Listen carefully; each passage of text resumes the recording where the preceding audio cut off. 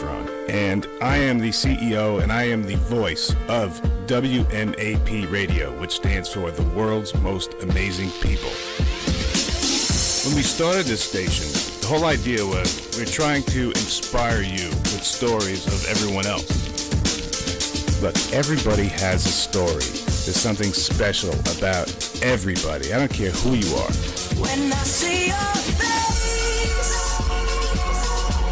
there's not a thing that I would change, 'cause you're amazing, just the way you are. You're listening to the world's most amazing people on 103.9 LI News Radio. Now, here's your host, KC Armstrong. All right, guys. Off with his head! Off with his head. All right, guys. Hey, welcome back. 103.9 LI News Radio, 94.1 The Bud in Orlando, Florida, 96 countries, WMAPradio.com. And, guys, I got a special treat for you guys, man.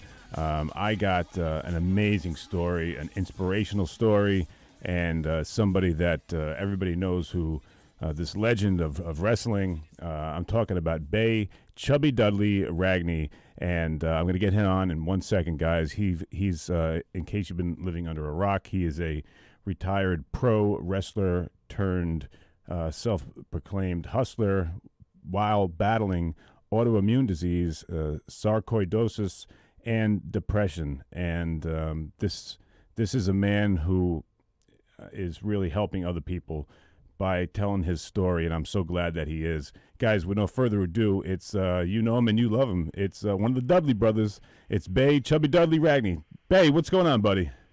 KC, thank you so much for having me, man. This is an honor. It truly is. No, it's an honor for me, man, and especially with what you're doing here. I mean, being a pro wrestler for so long, it's got to take a toll on your body, as everyone knows. How bad is it? I mean, we hear about it all the time. Does it beat you up really that bad with all those falls and turns and everything?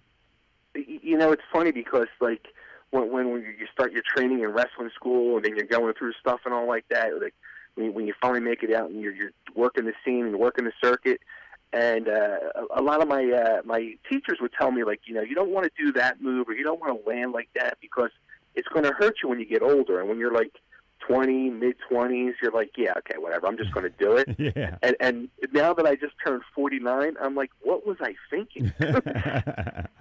Yeah. Now, were you a very successful amateur wrestler first? No, not at all. I was not an athlete in high school or nothing. No, I just had a love of professional wrestling as a kid and teenager growing up. And the funny thing is, like, I wanted to be the quote unquote rock star, but like I was always like the fat guy, and you never saw fat rock stars. And I was like, well, I can be a pro wrestler then. So I went into the world of pro wrestling. And you grew up in Philly. What about growing up in Philly? Was that something cool? Did you guys watch? Do you remember the Superfly Schnookers, the Rowdy Pipers, and oh yeah, all the Paul Orndorff, all those dudes? Did you grow up watching those dudes? Because we're around the same age. Yeah. That's I grew up exactly watching them. My uncle was a total wrestling nut, and we couldn't. Growing up, I couldn't. My mom couldn't afford cable. My father died when I was 4, so money was like really, really tight. And like I would go down to South Philly with my family on the weekends and spend the weekends down there, and they had cable, and that's how I discovered pro wrestling from my uncle, who was this wrestling nut and truly believed it was real.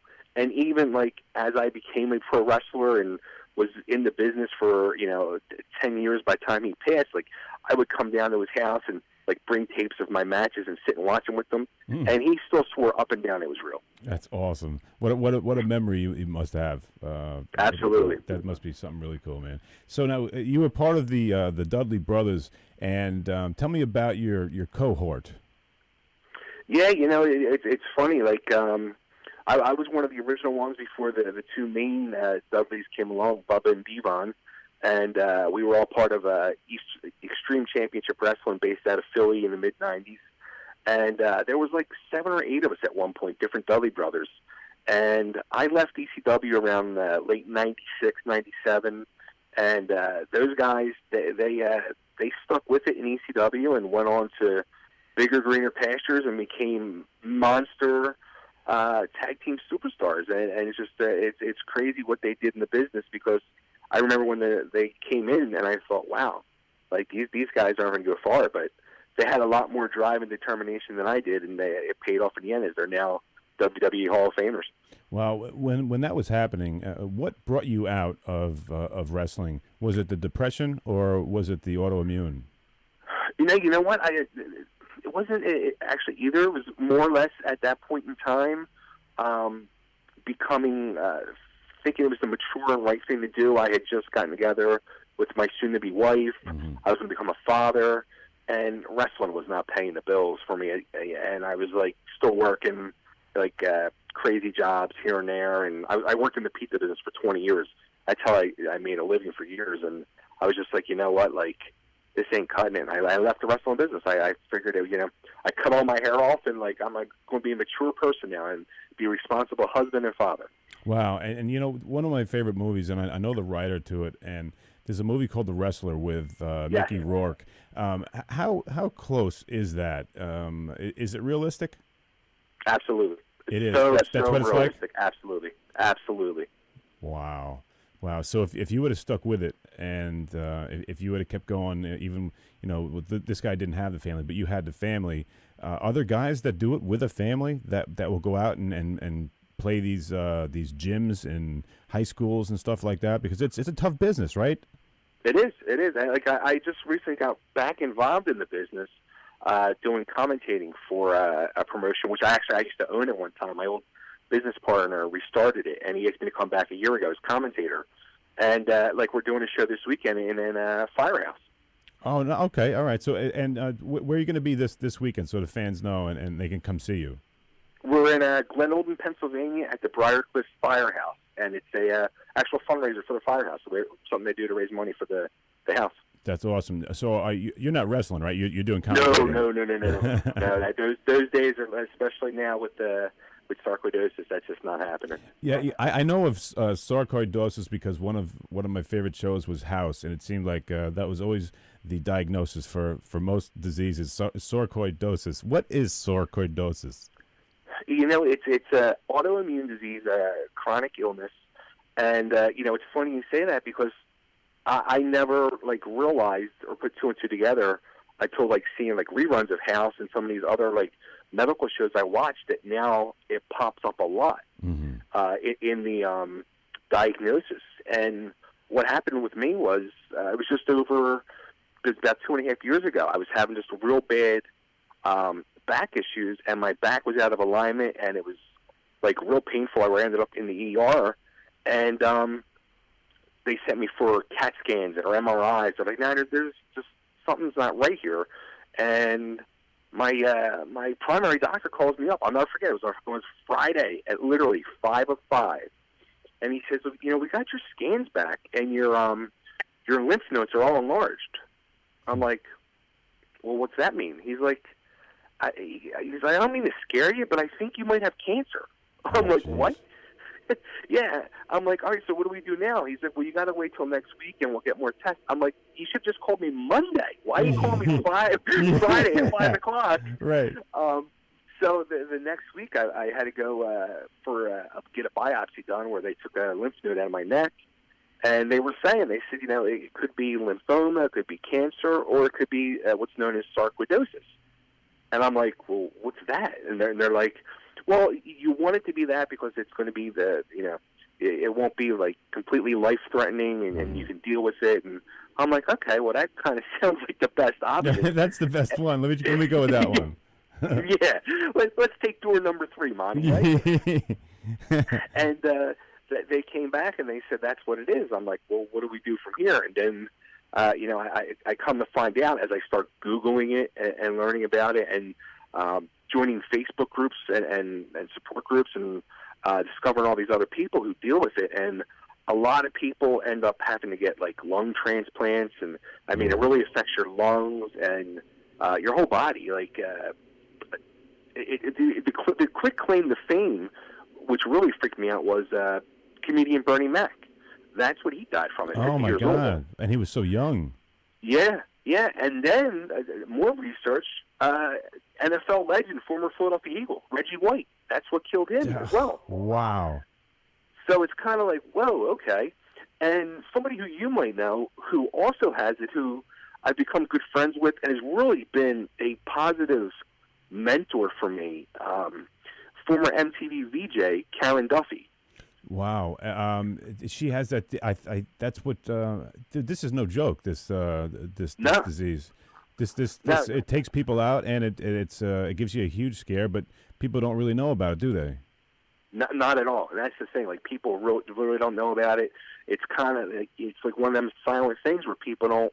They looking at me, you probably wouldn't know I was sick. Mm-hmm. But like I was just saying to my wife earlier, I'm like, today's a bad day. Like, I'm having problems just getting up and moving and walking, and yeah, it's rough. Like, I was on they put you on like prednisone is the first medicine they'll prescribe for you usually to treat it, and I was on prednisone for 6 months straight, and that's something you're supposed to take for like 7 to 10 days. And does it lead to the opiates?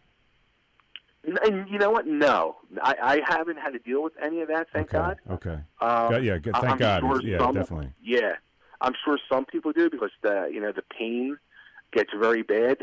What I started using for the pain, which has been the only thing to help me, has been CBD oil. I've heard about that. I've heard that this is really helpful for a lot of people. Yeah, and actually, I started about 9 months ago. On like an experimental drug, which I get injections now once a week of this drug called Axar, and it's been a godsend because I've been able to like pretty much go back to feeling almost human. As long as I get that injection once a week, I'm pretty good. But my breathing has been good, everything's been good. But once it gets to like right now, I haven't had it in it might be almost 10 days.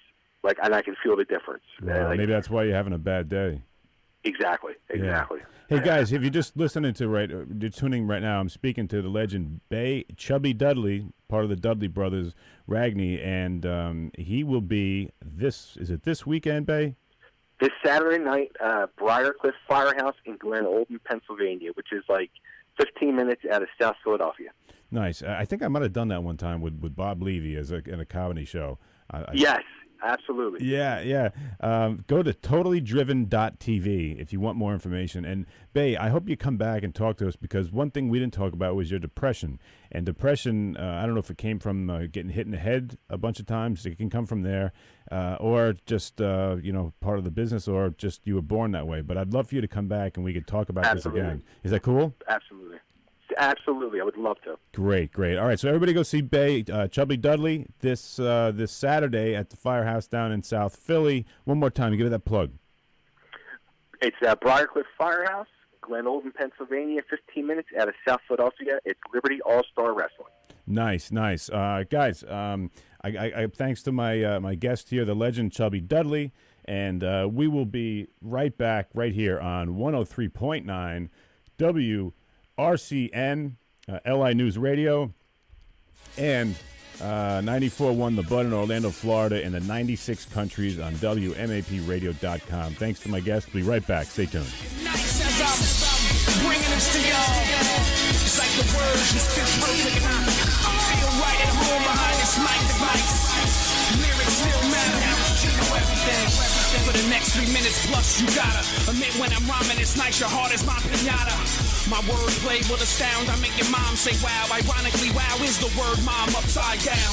Trying to separate myself from my bizarre persona like a rabid cadaver trying to stab his own organ donor. I walk the kilometer, tried to be calm, and I'd empty this liquid Molotov lava shot into your yarmulke. Upon my lava algorithm, stab a married coward, laughing, brat, and children slappers wisdom. This isn't sadomasochism, it's a crass addiction and dastardly diction. Have you tap out of submission, a beast like Baptiste to the Puerto Rican edition. The script phenomenon with the Smith Corona typewriter, the Unabomber. Ted Kaczynski wrote his manifesto on America. Better invest in its urban environment or get demolished like them London riots. I'm pissing on Arizona immigration laws outside of my vehicle with Casey Anthony's severed head hanging from my rear view.